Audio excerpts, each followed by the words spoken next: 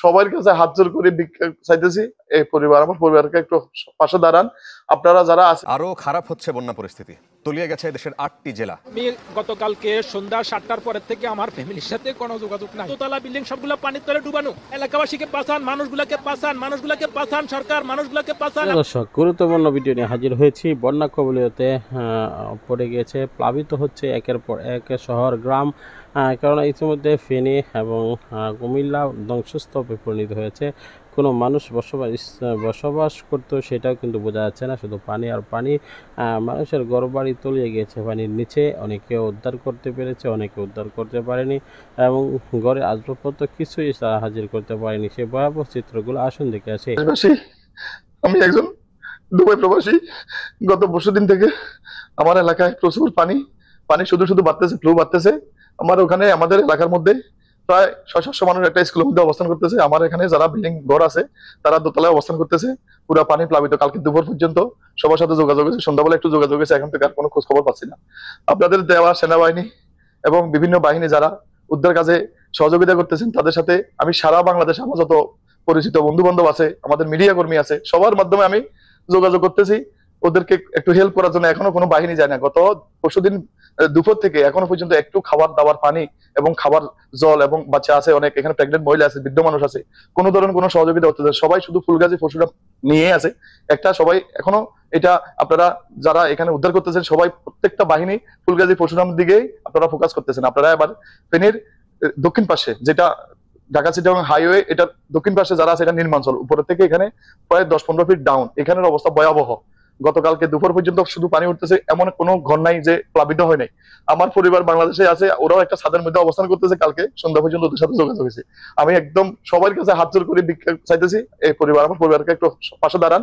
আপনারা যারা আছেন, আপনারা বিত্তবান, আপনারা একটা টিম করে এখনো পর্যন্ত সরকার থেকে, আমি বিশেষ করে সরকারের যারা পৃষ্ঠপোষকতা করতেছেন তাদের কাছে অনুরোধ করবো, আপনারা সমন্বয় টিম করে ফেনীতে প্রত্যেকটা জেলা, প্রত্যেকটা ইউনিয়নে ক্ষতিগ্রস্ত হয়েছে।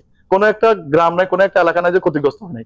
বিশেষ করে বর্তমানে বেশি ক্ষতি হচ্ছে ফেনীর দক্ষিণাঞ্চল, যেটা ফরাদনগর, ফাজিলপুর, ভোরবাজার এবং আমাদের লেমুয়া। আমি হলাম লেমুয়া, দক্ষিণ চাঁদপুর। আমি গত পরশুদিন সকাল থেকে অনেকভাবে সারা বাংলাদেশের যত মিডিয়া কর্মী আছে, আমি ফেসবুকের মাধ্যমে, আমার ফেসবুক বঙ্গশিমুর রেবেল, এবং আমাদের এখানে যারা আমাদের মিডিয়া কর্মী আছে, আমাদের বিভিন্ন স্বেচ্ছাসেবক সংগঠন আছে দুবাইতে, সবার মাধ্যমে আমি আমার নিউজগুলো আমি পৌঁছাচ্ছি যেন একটু নজর দেয়, একটু সুদৃষ্টি দেয় ওদিকে, এদিকে একটু তাকান। এখানে হাজার হাজার মানুষ মৃত্যুর প্রহর গুনতেছে।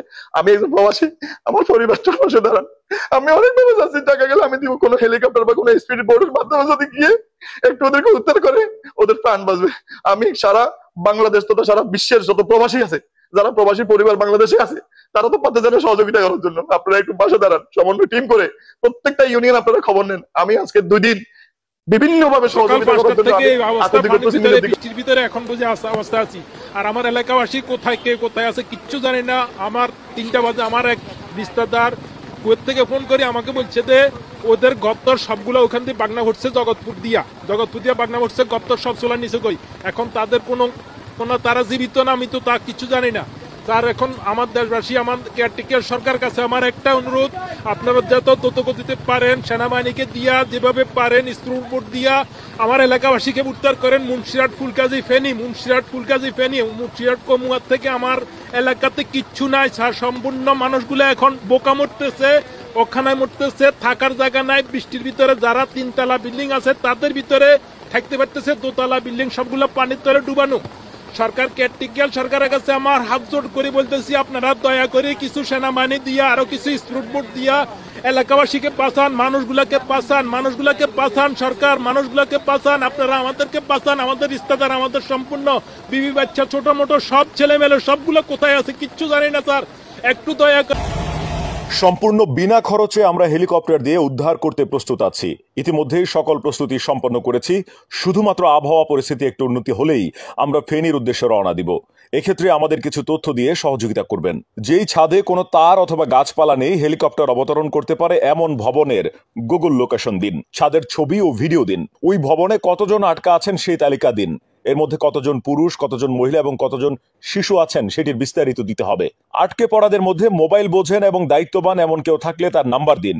ছাদে লাল কাপড় টানিয়ে দিন যাতে আমরা উপর থেকে দেখে বুঝতে পারি। যেহেতু এই জরুরি মুহূর্তে নিরাপত্তার জন্য কোনো পুলিশ বা আমাদের প্রটোকল টিম হেলিকপ্টার অবতরণ স্থানে পাঠানো সম্ভব হচ্ছে না, তাই এখন আপনাদের কাছ থেকে আমরা দায়িত্বশীল আচরণ প্রত্যাশা করছি। কোনোভাবেই নিরাপত্তা বিঘ্নিত করা যাবে না, তাহলে আপনার একার কারণে আমাদের উদ্ধার অভিযান বন্ধ হয়ে যাবে। আশা করি আপনারা আমাদের সহযোগিতা করবেন। আমাদের হোয়াটসঅ্যাপ নাম্বারে এই তথ্যগুলো দিয়ে সহযোগিতা করবেন। জরুরি মুহূর্তে আমরা সেবা নিয়ে আপনাদের পাশে দাঁড়াতে চাই, সুতরাং বিপদগ্রস্ত ছাড়া অন্য কেউ কল করবেন না এই মুহূর্তে। যে নাম্বার দুটিতে যোগাযোগ করবেন 018499204009, 017975775533। আবারও বলছি 018499204009, 0179775775533। এই দুটি নম্বরে আমাদের সঙ্গে যোগাযোগ করুন। আল্লাহ আপনাদেরকে নিরাপদে রাখুন, সুস্থ রাখুন।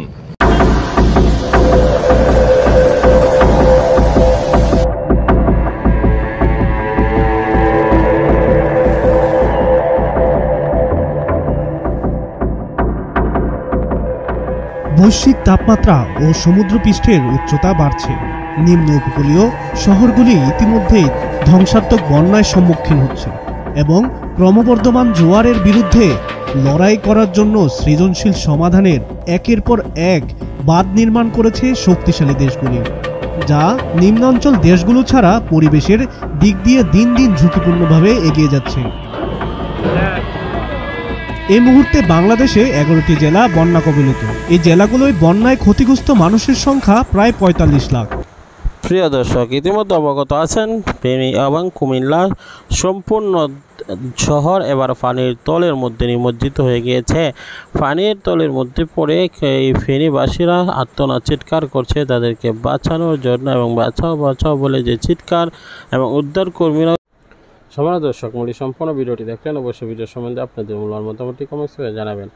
আমরা চাই যে সকলেই হাতে হাতে রেখে এই বিষয়টি মোকাবেলা করা। দুর্যোগপূর্ণ এলাকা থেকে অবশ্যই আমাদের সতর্ক থাকা এবং দুর্যোগ এড়ানোর জন্য সর্বোচ্চ চেষ্টা করা, অবশ্যই এটা আমাদের দায়িত্ব এবং কর্তব্যের মধ্যে পড়ে। এই জন্য অবশ্যই আমাদের এই কর্তব্যটি পালন করতে হবে। দুর্যোগ মুক্ত দেশ গড়তে হবে এবং দুর্যোগ এড়ানোর জন্য সচেষ্ট ভূমিকা পালন করতে হবে। প্রিয় দর্শক, আমরা চাই যে সর্ব অবস্থায় সর্বোৎকৃষ্টভাবে আমরা একটি সুন্দর থেকে সুন্দর রাষ্ট্র গড়ে তোলার জন্য, আর এটার জন্য একমাত্র প্রয়োজন সকলে ঐক্যবদ্ধ হওয়া। যেহেতু এখন অন্তর্বর্তীকালীন সরকার, তত্ত্বাবধায়ক সরকার, আর সেহেতু এখন সকল ঐক্যবদ্ধ হয়ে আছে আমরা মনে করি। সুতরাং দেশ সুন্দরভাবে যেন পরিচালিত হয়, এটা আমাদের একদম দায়িত্ব কর্তব্য। আজকের মধ্যে বিদায় নিচ্ছি, দেখা হবে পরবর্তী ভিডিওতে। আসসালামু আলাইকুম ওয়া রাহমাতুল্লাহ।